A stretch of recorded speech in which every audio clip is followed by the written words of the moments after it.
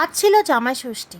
তো জামাই ষষ্ঠীতে জামাই তো নেই। আমি আগের ব্লগেও বলেছি that I am a single mom and I stay in Bangalore. আমার দুটো টুইন্স কিড আছে, এক ছেলে এক মেয়ে, দুজনই পড়ে ক্লাস 10-এ।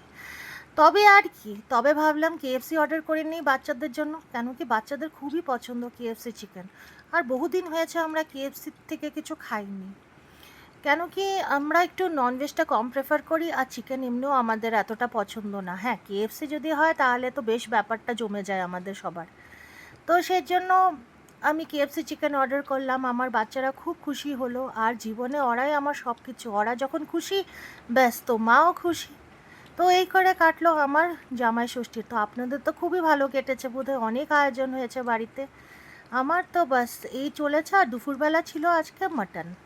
তো আমাদের মাটন দিয়ে আজকে খাওয়া হলো সানডেতে দুপুরবেলা, আর এখন কেএফসি, দ্যাটস অল।